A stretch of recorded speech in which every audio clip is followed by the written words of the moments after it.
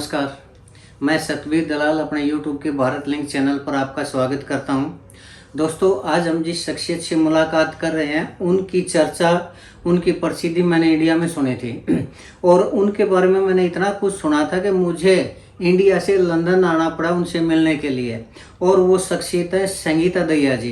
तो आइए आज हम संगीता दहिया जी से मुलाकात करते हैं, उनसे पूछते हैं कि आज वो इस मुकाम तक पहुंची हैं तो वो कैसे पहुंची हैं, क्योंकि एक मिडिल क्लास से फैमिली से उठकर इतने बड़े मुकाम पर पहुंचना ये वास्तव में मायने रखता है। तो चलिए संगीता जी से आपकी मुलाकात करवाते हैं। संगीता जी नमस्कार। नमस्कार संगीता जी, हम अपने भारत लिंक के चैनल पर आपका स्वागत करते हैं और आज साथ ही आपका बहुत बहुत धन्यवाद करते हैं कि आपने इतने बिजी शेड्यूल में से हमारे लिए टाइम निकाला है। जी जी जी, आपका बहुत बहुत शुक्रिया। पहले तो आपका स्वागत है यहाँ पे लंदन में जी, क्योंकि जब भी कोई भी अपने वहां से आता था आई ऑलवेज वेलकम जी। और आपकी पूरी टीम का बहुत बहुत शुक्रिया, क्योंकि मैंने देखा, आपका चैनल भी देखा है और जिस तरीके से आप लोग रियल स्टोरीज कवर करते तो बहुत उसके लिए अप्रिशिएशन है जी, बहुत बहुत आज के दिन करंट जो हमारे टॉपिक है उनको जो न्यू जनरेशन है उस तक पहुंचाना वो हमारा दायित्व है। जी, थैंक यू वेरी मच। बहुत बढ़िया।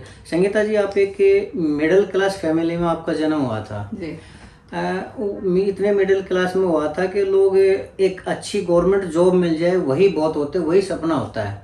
लेकिन एक मिडिल क्लास फैमिली में जन्म लेके आज आप इस मुकाम तक पहुंचे हैं कि लगभग दुनिया के सारे देश तो आपने विजिट कर लिए और बिजनेस क्लास में आप ट्रैवल करते हैं। तो इस सफलता के पीछे क्या राज है आपका और कहाँ से आपने अपना शुरू किया, थोड़ा सा आप हमारे भारत लिंक के दर्शकों को बताएंगे? जी, वैसे तो मुझे मतलब हरियाणा में मैं पैदा हुई हूँ, सबको पता है। मेरा गांव है, छोटा सा रोहना गांव है मेरा, सोनीपत में जी। और मुझे तकरीबन जो हमारे लोग हैं सभी जानते ही हैं वहाँ पे जी।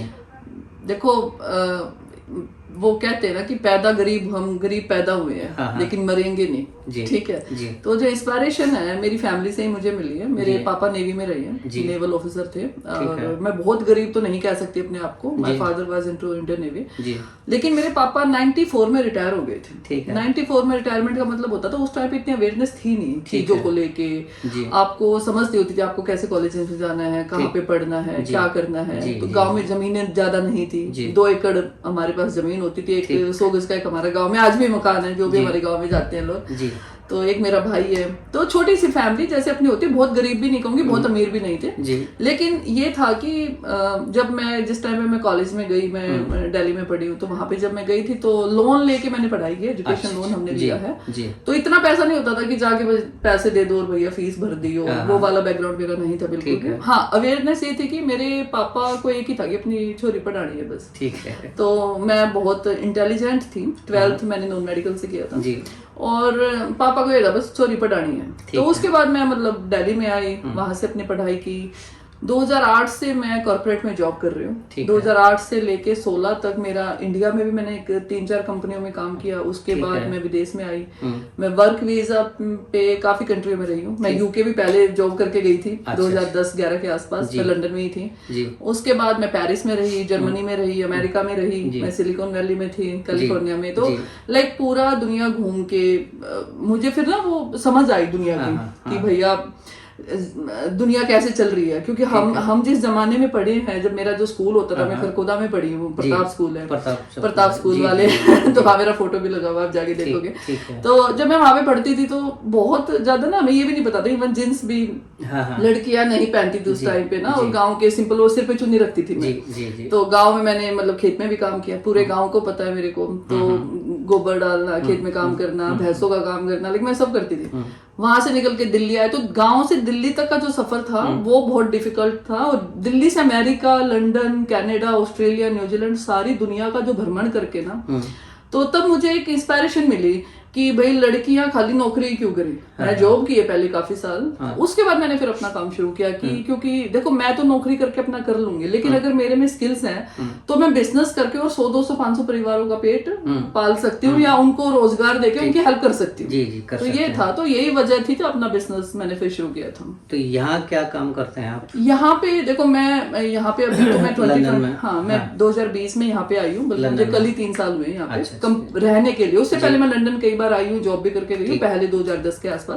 लेकिन परमानेंट जो रहने का मेरा जो था एक कि भाई मैं अब मुझे माइग्रेट होना ही है। हम इंडिया में थे, कोरोना चल रहा था और मुझे ये लगा कि भाई अब नहीं, अब इंडिया ना रहने के लायक नहीं रहा, मतलब माहौल खराब हो गया, निकलना पड़ेगा यहाँ से। तो मैंने फिर डिसीजन लिया। तो उस टाइम पे, हालांकि सच बताऊं टू बी वेरी फ्रैंक, मेरा मन ऑस्ट्रेलिया जाने का था, लेकिन क्योंकि वहां पे अपने लोग बहुत थे हरियाणा के ना, उधर के लोग बहुत थे, मेरी फैमिली फ्रेंड्स बहुत है ऑस्ट्रेलिया में, लेकिन ऑस्ट्रेलिया बंद था उस टाइम पे। अच्छा। तो लंदन मेरा कोई था नहीं, बट मैं फिर लंदन में, मेरे भाई ने मेरे को बोला देख लिया अगर तेरे पास तो हर कंट्री का ऑप्शन है। मेरे पास यूएस का क्योंकि मल्टीपल एंट्री वीजा था 10 साल का, वो वीजा भी कन्वर्ट करवा लेती मैं।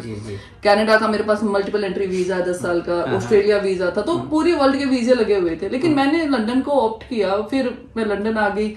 जिस दिन आई थी मैं 5 अक्टूबर 2020 को आई थी, 3 ही साल हुए मुझे कल। और जब आई थी तो ये नहीं पता था क्या करूंगी, टू बी वेरी फ्रैंक। मैं आई थी बस, आके मुझे लगा पता नहीं मैं क्या करूंगी, देखूंगी, रिसर्च करूंगी। फिर मैंने मार्केट रिसर्च की, यहाँ पे क्या क्या बिजनेस का स्कोप है। तो मैं बेसिकली ना रिसर्च की बंदी रही हूँ, मैंने कॉर्पोरेट में भी R&D में जॉब की है ज्यादातर। फिर मैंने यहाँ पे देखा कि मैं क्या बिजनेस कर सकती हूँ। जब मैंने जाके ये अपना जो यूनिवर्सिटीज के साथ मैं पार्टनर हूँ, यूनिवर्सिटीज के साथ मैंने अपना एजुकेशन का काम शुरू किया, और मेरा स्टूडेंट रिक्रूटमेंट का काम है। स्टूडेंट रिक्रूटमेंट का इंडिया से बच्चे, मतलब इंडिया से बच्चे हम बुलाते हैं, और मैं बेसिकली यहाँ पे NHS में कंसल्टेंट भी हूँ। अच्छा। लेकिन हम एक चीज और पूछना चाहेंगे संगीता जी, बट हमारे देश में भी तो, हमारा देश भी तो प्रोग्रेस करने लग रहा है ना, फिर बच्चे इंडिया से और बाहर क्यों आना चाहते हैं, ये बताइए आप।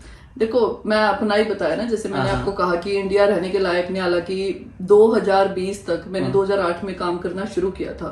तो वो जो 12 साल का जो मेरा सफर है, मैं इतनी कामयाब हो चुकी थी कि गुड़गांव में अच्छा घर, अच्छी गाड़ी, अच्छी जिंदगी, मेरे पेरेंट्स अच्छी जिंदगी जी रहे हैं। तो हम उस लेवल पे आ गए थे कि मुझे शायद ना भी आना पड़े, लेकिन खाली पैसा सब कुछ नहीं होता। मैं बताऊंगी आपको, इंडिया में जो यूनिवर्सिटीज का जो क्राउड है ना, यूनिवर्सिटीज में आप किसी भी यूनिवर्सिटी में अपने बच्चे को भेजते हो, तो वहां पे जो एक तो 2 बहुत बड़े ड्रॉबैक हैं हमारे। पहला ड्रॉबैक ये है कि हमारी यूनिवर्सिटीज में ना कैंपस प्लेसमेंट बहुत कम है। आप वहां से बीटेक कर लेते हो, हर दूसरा बच्चे ने बीटेक इंजीनियरिंग करके बच्चा घूम रहा है, लेकिन मार्केट में जॉब नहीं है। आपने बीटेक करके अगर आपको नौकरी भी मिलती है तो आपको वो स्टार्टअप जो जॉब है वो 10,000 की, 12,000 की, 15,000 की। आपको बीटेक में 5-7 लाख रुपए, आप एक नॉर्मल कॉलेज की फीस भी 4 से 5 लाख रुपए है, नॉर्मल कॉलेज की। टॉप कॉलेजेस की फीस वही 15 से 20 लाख रुपए है। तो वहां आपको वो करने के बाद आपको 12-15-20,000 की नौकरी मिलती है। इवन ये हालात है कि IIT की कैंपस प्लेसमेंट भी 40-45-50,000 रुपए है मिनिमम, मैंने आपको बताइए फ्रेशर बच्चे के लिए। तो नौकरियां नहीं है, पहली बात तो। दूसरा जो है सबसे बड़ा ना, अब हम जो पेरेंट्स होते हैं वो डरता है, वहां पे क्राइम बहुत है, गैंग बन गए हैं। आप अगर, हम जिस बेल्ट से आते हैं नॉर्थ इंडिया से, मैं साउथ का मैं कंसिडरेशन नहीं करूंगी यहाँ पे। नॉर्थ इंडिया में हालात ये है, आप किसी भी कॉलेज में चले जाओ, किसी यूनिवर्सिटी में चले जाओ, चाहे आप दिल्ली यूनिवर्सिटी में गए, पंजाब यूनिवर्सिटी में गए, आप MDU रोहतक चले जाओ, आप GJU चले जाओ, तो हर एरिया में जो बाहुबली लोग हैं उनके गैंग ऑपरेट है। और वो गैंग ऑपरेट में क्या होता है कि जो यूथ है, मान लो 12वीं करके बच्चा निकला, जिस टाइप उसको अपना एक करियर ऑप्शनल चुनना है कि मेरा आदर्श कैसा हो। हमारे जमाने में क्या होता था कि हम महात्मा बुद्ध को सुनेंगे, हम सर छोटूराम जी को सुनेंगे, हम भगत सिंह जी को सुनेंगे। हमारी जो आइडियोलॉजी थी वो हमारे जो जिन्होंने कुछ किया है समाज के लिए, हम उनको सुनेंगे। लेकिन आज के जो हमारे बच्चे हैं उनका जो आदर्श है वो, अगर आप देखोगे तो जो यूथ है ना, 50% यूथ के लड़के बदमाशों को अपना आदर्श मानते हैं। आपको मैं एग्जांपल दे सकती हूँ, अगर आप सोशल मीडिया ओपन करके देखोगे तो एक तरफ एक प्रोफेसर को आप बिठा दीजिए, आप दिल्ली यूनिवर्सिटी से किसी फिजिक्स के प्रोफेसर को लेके आइए, या आप किसी साइंटिस्ट को लाओ, और वो लाइव आके किसी मुद्दे पे आपसे बात करेंगे, no one will take interest. लेकिन एक तरफ आप लॉरेंस बिश्नोई का भी एक इंटरव्यू वायरल हुआ था जेल से, हमारे जो जगविंदर पटियाल जी, उन्होंने इंटरव्यू लिया था, आपके पत्रकार साथी है। मैं एक दिन उसका वो व्यू देख रही, तो लॉरेंस जब इंटरव्यू दे रहा था तो उसमें है ना लाइव स्ट्रीमिंग जो यूट्यूब पे चलती है वो भी करोड़ों में थी। अच्छा। तो हमारे जो आदर्श है ना, जो यूथ के लिए, वो जो नीचे जय बाबा की, जय भाई साहब, जय बोड़े की, जय बड़े भाई की, जय भाई सिस्टम है अपना, भाई सिस्टम पाड़ देंगे, वो जो चीजें थी ना, वो सारी बदमाशों को लेकर हमारी ने कैसी आइडियोलॉजी बना दी है मार्केट में कि भैया कॉलेज में जाते हैं ना, लड़ाई झगड़े, लठठाना, गोली मारनी, पिस्टल आम हो गए। पहले बिहार में कट्टे होते थे, अब हरियाणा में हर घर में कट्टे हैं। तो ये चीजें हो गई, तो इसलिए ना माँ बाप डरते हैं। अभी जैसे मैं काउंसलिंग करती हूँ स्टूडेंट्स की, जैसे पेरेंट्स की कॉल आते हैं, मेरे पास ब्यूरोक्रेसी के बहुत बच्चे आते हैं, स्पेशली डीसी है, एसपी है, प्रोफेसर है, मेरा क्राउड जो है क्रीम है वो है। तो बच्चे पेरेंट्स कॉल करते हैं, मैं कहती हूँ सर आप तो खुद आईपीएस हैं या आईएएस हैं, डीयू में पढ़े हैं, जेएनयू में पढ़े हो, अच्छी यूनिवर्सिटी में, बेटे को बाहर क्यों भेज रहे हो? कहते संगीता जी बेटे को बाहर भेजना ही पड़ेगा ना, यहाँ तो ये क्रिमिनल बन जाएंगे या तो क्राइम के साथ एसोसिएट हो जाएंगे। तो बहुत कम % ऐसे लोग हैं जो अच्छा विजनरी सोच लेके आगे बढ़ते हैं वहाँ पे। तो ये बड़ी वजह है। जी आप तो ठीक काम कर रहे हैं, हमने सुना है काफी आपके बारे में, लेकिन आजकल विदेश भेजने के नाम पर काफी फर्जीवाड़ा हो रहा है। हाँ, वो क्या सिस्टम है? मैं आपको बताऊं, मैं जब इस बिजनेस में आई थी मैंने बहुत आर्टिकल लिखे भी थे और मैं लाइव भी आई थी एक बार इस बात को लेके। एक्चुअली अब तो बहुत कम हो गया, जब मैं आई थी इस इंडस्ट्री में तो एक है ना ठेका प्रथा होती है, हरियाणा में सेम है। आज भी अगर आप बेल्ट देख लो इधर वाली पे हवा वाली यमुनानगर कुरुक्षेत्र करनाल वाली जो हमारी बेल्ट है, वहां पे ना ठेका होता है। ठेका का मतलब क्या होता है कि बच्चे के पास पैसे नहीं है, आप जाके कहोगे भाई मेरा जब सारा काम हो जाए ना मैं आपने 20 लाख दे जाऊंगा। तो ये चीजें होती थी। अब फीस लग रही है बच्चे की 5 लाख रुपए, ठीक है, ऊपर का जो आपका खर्चा इंश्योरेंस लगता है, ठीक है, आपका जैसे जो चीजें लगती हैं वीजा की एम्बेसी फीस होती है, लाख सवा लाख रुपए ये है, आपका टोटल कॉस्ट है 6 लाख रुपए 7 लाख रुपए, ठीक है, पैसे दे रहे हो आप 20 लाख रुपए। तो ये ठेका होता था बेसिकली, बच्चों को पता नहीं होता था। और उसमें भी एजेंट क्या करते हैं, बहुत सारे एजेंट, क्योंकि अब हम यहाँ पे बहुत साधन संपन्न है तो यहाँ पे कॉल आते हैं मुझे, मैं एयरपोर्ट से बच्चा पकड़ लिया छुड़वा दो, उसमें भी एजेंट क्या करते थे, बच्चे की फीस भर दी, अपने अकाउंट से वीजा आ गया और फिर बच्चा यहाँ पहुंचता तो फीस विड्रॉ कर लेते थे। बच्चा या जेल में सीधा, उनका एनरोलमेंट हुआ नहीं, बच्चा सीधा डिटेंशन सेंटर पे चला गया। तो ये फर्जी होता था बहुत, आज से 3-4 साल पहले। अब तो बहुत अवेयरनेस आई सोशल मीडिया पे, देखो हमारे जैसे हजारों लोग बैठे, मैं कोई ये नहीं कहती मैं बहुत बड़ी हस्ती हूँ, लेकिन मेरे जैसे और भी लोग हैं जो अच्छे तरीके से काम कर रहे हैं, अच्छी कंसल्टेंसी देते हैं, बड़ी कंपनियां भी हैं।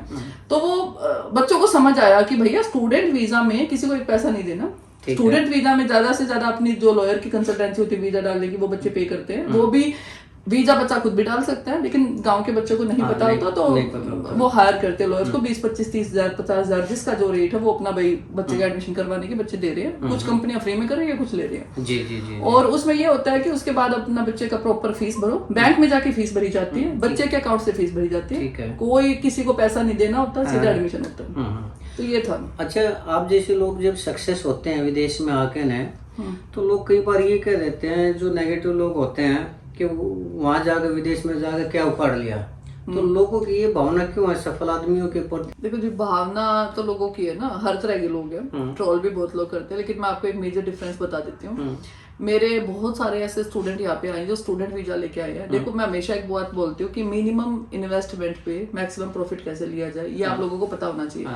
आपने मान लो 15-20 लाख रुपए आपने ईयरली फीस भरी है, लेकिन वो जो आप फीस भर के आते हो वो 1 साल में यहाँ बच्चा कमा लेते हैं, उसके बाद 2 साल का आपका PSW होता है, फिर आपकी जॉब लग जाती है, तो आप सालों यही रहते हो तो आप पैसा कमाते हो। सबसे बड़ा जो फर्क है वो करेंसी डिफरेंस है, ठीक है, आप डॉलर में कमा रहे हो, पाउंड में कमा रहे हो, लेकिन आप कितना भी खर्चा कर लोगे, आप रेंटल, ठीक है लंदन इज एक्सपेंसिव, लेकिन अदर सिटीज में जाके रहते हो तो थोड़ा सा कम है, जैसे बर्मिंघम में रेंट कम है, इधर उधर जाओगे कम है। तो बच्चा ना इजीली यहाँ पे, मैं अगर इंडियन करेंसी में बताऊं, मर के पढ़ के सारे अच्छी जिंदगी जी के, अच्छी गाड़ी घर सब अफोर्ड करके भी 1 लाख 1.5 लाख 2 लाख रुपए की बच्चा सेविंग कर लेता है। ठीक है। तो जो लोग ये कहते हैं ना कि भाई हमने क्यों उखाड़ लिया, वहां पे एक सिविल सर्वेंट की जो सैलरी है ना वो 2 से 2.5 लाख रुपए, अगर वो ऊपर की कमाई उसके ना हो या उसको वो इंसेंटिव ना मिले, गवर्नमेंट की तरफ से फैसिलिटी ना मिले, तो वो भी 1.5 से 2 लाख रुपए एक सरकारी अधिकारी कमाता है। अगर हम क्लैरिकल पोस्ट की बात करें, SSC की और HSSC के जो हमारे ग्रुप D की, ग्रुप C के जॉब की बात करें, तो 30 से 40 हजार 50 हजार हमारी सैलरी है। और वो भी सरकारी नौकरी कितनी है, नौकरी तो है नहीं मार्केट में, अगर नौकरी है भी तो 30-40 हजार। अब मान लो 30-40 हजार की सैलरी में आपको गुड़गांव जैसे शहर में जाके रहना है, आपको घर भी अफोर्ड नहीं कर सकते, आप बच्चों की फीस अफोर्ड नहीं कर सकते। अच्छा, यहाँ पे सबसे बड़ा जो प्लान है कि उखाड़ दिया या मेडिकल फ्री है, मैं बैठी हूँ, मेरे को हार्ट फेल हो गया, ठीक है, तो मेरा सारा इलाज फ्री है, मेरे बच्चे हैं तो कल को उनका स्कूल फ्री है, कॉलेज सब कुछ फ्री है। यहाँ पे एक सिस्टम है, सिस्टम से गवर्नमेंट है, वो एक सिस्टम अपने लोगों का ध्यान रखते हैं, ठीक है।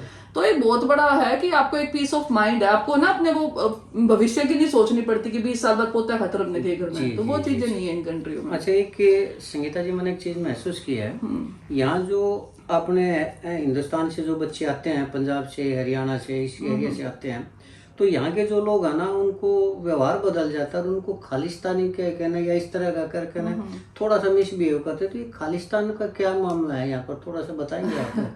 देखो, हर किसी की आइडियोलॉजी अलग होती है। मेरे नजर में तो खालिस्तान जीरो है। ठीक है। देखो, खालिस्तान जो कॉन्सेप्ट है ना, वो खाली ना हवा हवाई कॉन्सेप्ट है। अच्छा। लेकिन उसका हवा हवाई का सोशल मीडिया पे इतना इम्पैक्ट हो गया कि जो कुछ एक लोग हैं जो 1984 में जो माइग्रेट हुए थे पंजाब में, जिस टाइम पे हुआ था, तो जब पंजाब में ये सब हुआ, गवर्नमेंट उसकी जिम्मेदार थी, नो डाउट, जो भी हुआ। उसके बाद हमारे जो पंजाब के भाई थे जो आए, उन्होंने अपने भाइयों को खो दिया वहां पे, नो डाउट। वो जो त्रासदी थी उसको हम भूल नहीं सकते। तो कुछ एक लोग हैं जो बिल्कुल मेंटली डिसेबल हो गए, उन्होंने एक मुहिम चला दी कि भैया हमें तो पंजाब अलग ही चाहिए, हमें तो पंजाब अलग ही करना है। बहुत सारे बड़े सेलिब्रिटी इसको सपोर्ट करने लगे।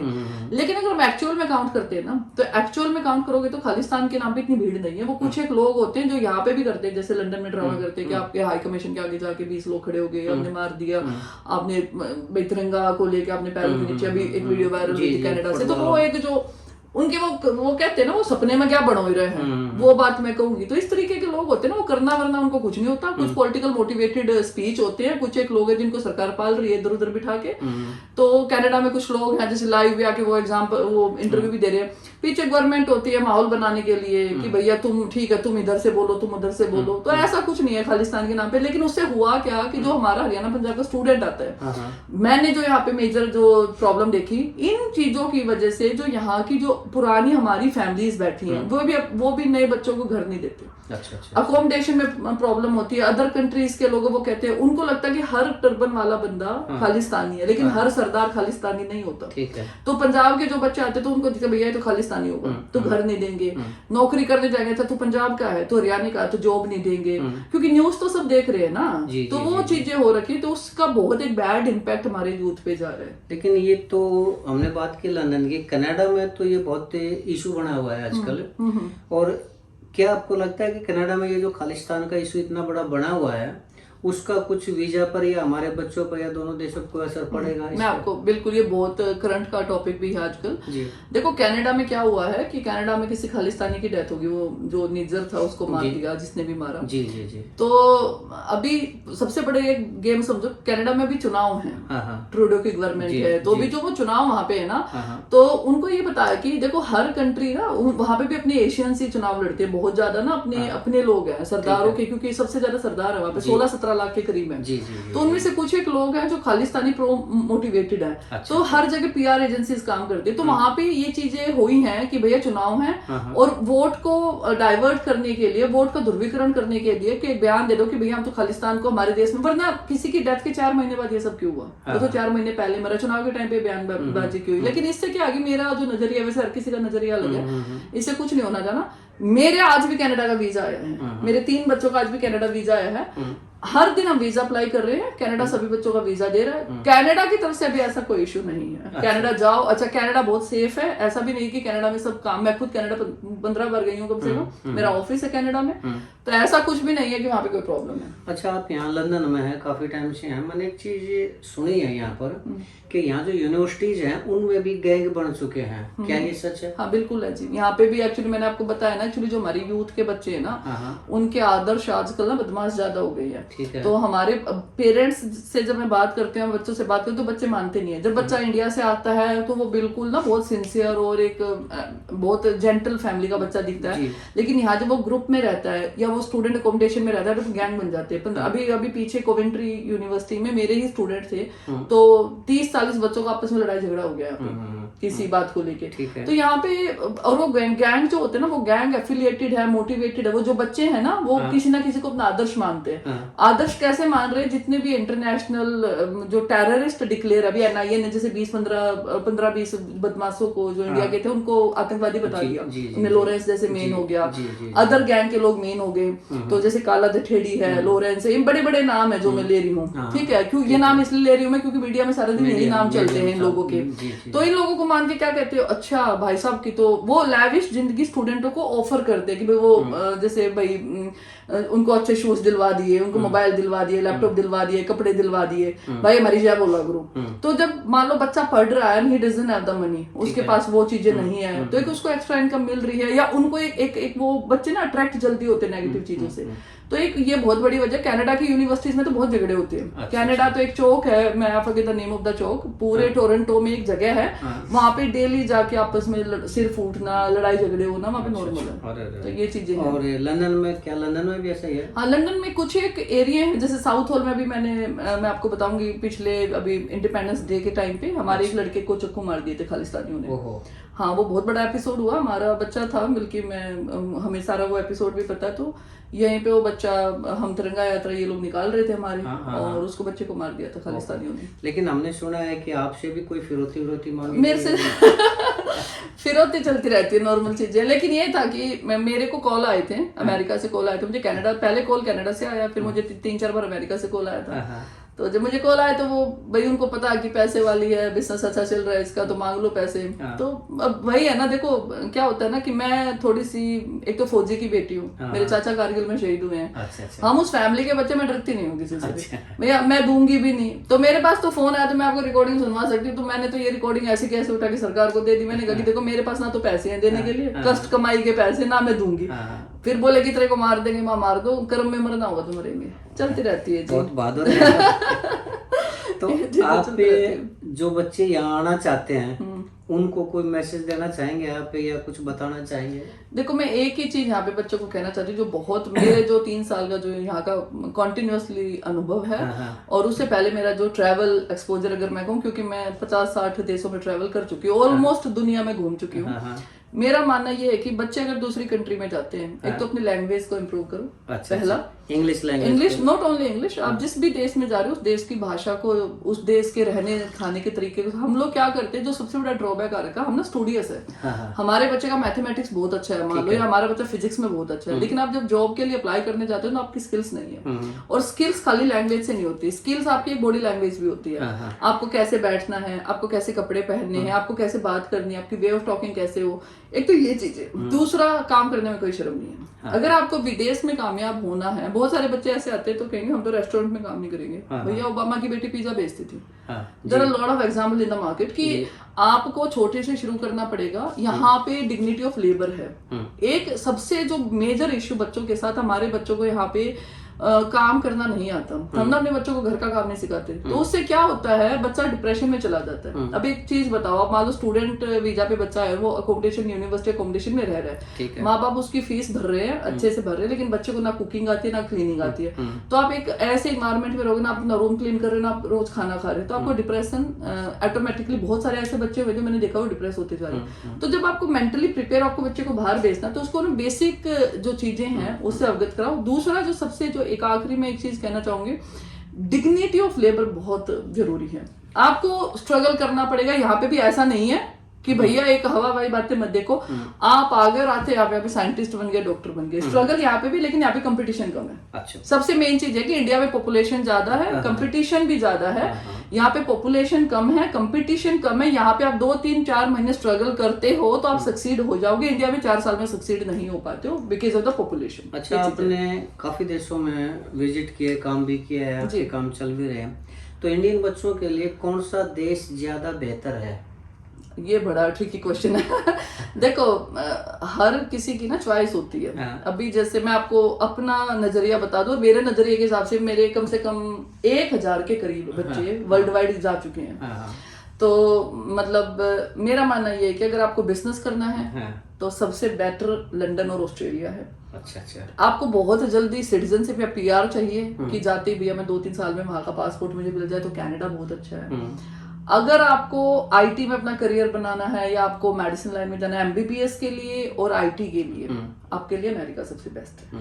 अमेरिका में मास्टर करने जाओ, या अमेरिका में डायरेक्ट आपका H1B वीजा ले सकते हो, ठीक है। वहाँ पे O1 वीजा भी है, लॉट ऑफ वीजास, EB5 अगर किसी के पास पैसे हैं तो बिजनेस वीजा करो। लेकिन London is more for the business people. London में स्टूडेंट के लिए बहुत अच्छा। देखो, अगर आप world wide university count rank करोगे ना, कुछ लोग होते हैं बस पढ़ के हमने नौकरी करनी है, कुछ लोग होते हैं हमें क्लास यूनिवर्सिटीज में आना है। तो लंदन में रशल ग्रुप सबसे अच्छा है। मान लो ऑक्सफोर्ड आओ, कैम्ब्रिज आओ, किंग कॉलेज, किंग मैरी, ठीक है, आपका इंपीरियल है।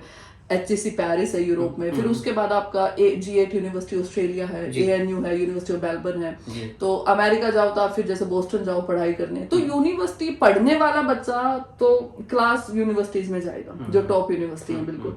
जिसको बस पहुंचना है वो फिर ऑस्ट्रेलिया की जो नॉर्मल यूनिवर्सिटीज हैं, कनाडा की है, वो फिर अपनी दिहाड़ी कर रहे हैं, जॉब कर रहे हैं, ये सब कर रहे हैं।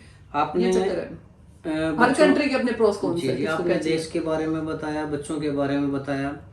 आप एक के आखिरी सवाल में आपसे पूछना चाहूंगा, माँ बाप को आप क्या संदेश देना चाहेंगे कि वो अपने बच्चे को विदेश में भेजें या नहीं भेजें? देखो, मैं बिल्कुल फ्रैंकली बोलती हूँ, अगर आपको एक अच्छे पीस ऑफ माइंड के साथ, पीस ऑफ माइंड, देखो आखिर में लड़ाई सुकून की है। अगर आपको एक अच्छी जिंदगी चाहिए, अपने बच्चों के साथ अच्छे से रहना है, सुकून के साथ जीना है, आपके बच्चे एक अच्छे एनवायरनमेंट में रहे, तो जरूर चले जाओ। और विदेश में पहली बात तो माइग्रेशन पॉलिसी किसने डिस्कवर की? पूरा वर्ल्ड अपना है, पूरी दुनिया हमारी, हम कहीं जाएं कहीं आए, ठीक है, ऐसा कुछ नहीं है कि आजकल तो बहुत इजी हो गया। पहले जमाने में होते थे तुम लंदन में हो, तुम अमेरिका में, सब बहुत आसान है आजकल तो आपके बच्चा जहां सेटल हो रहा है और 2 रुपए बढ़िया कमा रहे हैं, मैं तो अपने हरियाणवी में बोलती, 2 रुपए का जुगाड़ जिसका जित बढ़िया होता हो ना, चाहे थारा कितना हो जाओ, चले जाओ अरुण जाकर बैठ कर अपने काम कर लो, ठीक है। अगर किसी का जुगाड़ इंडिया में बढ़िया है तो इंडिया में कर लो, किसी का जुगाड़ इंडिया में बढ़िया ना है तो वो अपने निकल जाओ। जुगाड़ के हिसाब से लोग निकल रहे हैं, सच्चाई यही है। फिर संगीता जी, आपने इतना कुछ बताया, बच्चों के लिए बताया, माँ बाप के लिए बताया, देशों के बारे में बताया, किस देश में क्या सिचुएशन है, आपने उसके ऊपर भी अच्छा खुल कर बताया। तो आपने हमें इतना टाइम दिया, उसके लिए हम आपके बहुत आभारी हैं, आपका शुक्रिया अदा करते हैं। तो दोस्तों, ये थी संगीता दहिया जी। इन्होंने क्या क्या किया, कैसे कैसे किया, ये आप लोगों ने देखा। और इन्होंने हमें टाइम दिया, अपने बिजी शेड्यूल में से हमारे लिए इतना टाइम निकाला। हम इनका एक बार फिर से बहुत बहुत धन्यवाद करते हैं। और हमें भी अच्छा लगा कि इंडिया से हम इतनी दूर आकर इनका जो इंटरव्यू लेने आए, हमें भी लगा कि हमारा प्रयास भी ये सक्सेस रहा है, क्योंकि इनकी जो बातें हैं वो बच्चों के लिए बहुत ही अहम हैं, बहुत कीमती हैं। तो अगर इनके इंस्ट्रक्शन को या इनकी बातों को अगर बच्चे या उनके पेरेंट्स अगर फॉलो करेंगे तो मेरे हिसाब से डेफिनेटली उनको फ़ायदा होगा। और अब रही बात भारत लिंक की, तो आपने दोस्तों हमारे इस प्रयास को देखा, आपने हमारे चैनल को सुना, इसके लिए हम आपका भी बहुत बहुत शुक्रिया करते हैं।